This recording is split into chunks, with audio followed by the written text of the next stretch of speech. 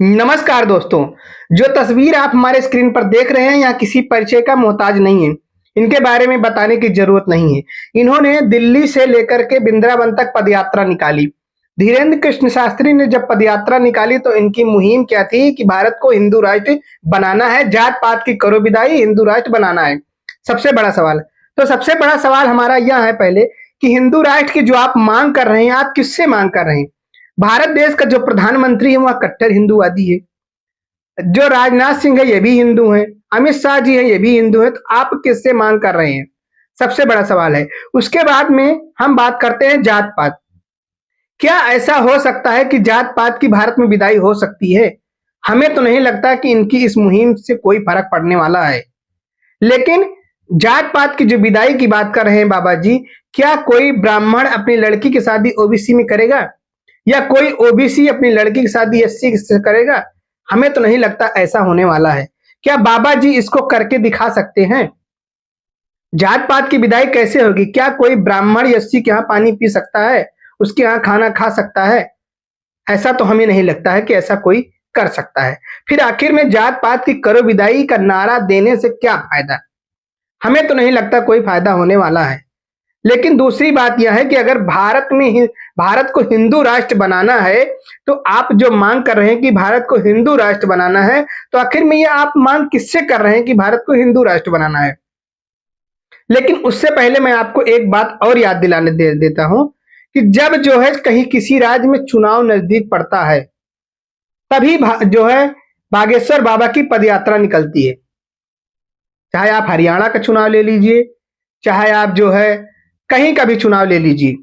अभी आपने देखा बिहार में चुनाव था, उसी के दौरान बाबा जी की पदयात्रा निकल आई है और बीजेपी की पूर्ण रूप से बहुमत के साथ सरकार बन गई वहां पे।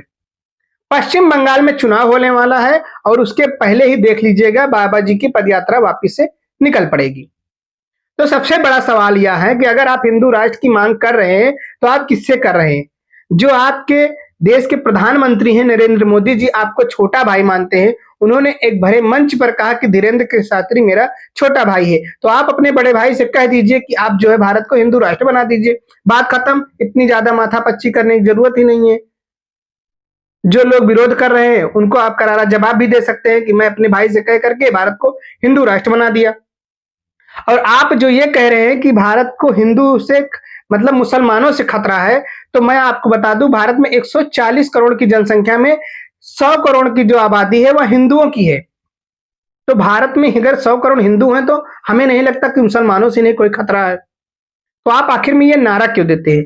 दूसरी बात यह है कि अभी मौके पे जो सरकार है, आप देख लीजिए पूरा उठा करके, तो लगभग लगभग आधी से ज्यादा राज्यों में जो है बीजेपी की सरकार है, जिसको आप कट्टर हिंदूवादी सरकार मानते हैं। और इसके बाद में जो देश का प्रधानमंत्री है वो भी नरेंद्र मोदी, वो भी हिंदूवादी। अमित शाह जो गृह मंत्री वो भी हिंदू, राजनाथ सिंह वो भी हिंदू, निर्मला सीतारमण वो भी हिंदू, अनुराग ठाकुर वो भी हिंदू। तो पूरा मंत्रिमंडल अगर हिंदुओं से भरा हुआ है, तो आखिर में भारत को हिंदू राष्ट्र बनने से रोक कौन रहा है? और अगर आपकी बात नरेंद्र मोदी जी नहीं सुन रहे हैं, तो आप अपने गुरु रामभद्राचार्य जी से कह दीजिए कि वह जो है मोदी जी से कहकर भारत को हिंदू राष्ट्र बना दे। सिंपल सी बात है। हमें नहीं लगता कि मोदी जी रामभद्राचार्य की बात काट देंगे। जो सबसे बड़ा सवाल है कि आखिर में आप जो ये लेकर के रैलियां चलते हैं, जो पदयात्रा निकालते हैं, तो आप मांग किससे कर रहे हैं? आप ये भी तो आना चाहिए। अभी आपने देखा कि एबीपी पे एक इंटरव्यू में बाबा जी ने कहा कि जब तक जो है भारत को हिंदू राष्ट्र घोषित नहीं कर दिया जाएगा, तब तक हमारी ये पदयात्रा चलती रहेगी।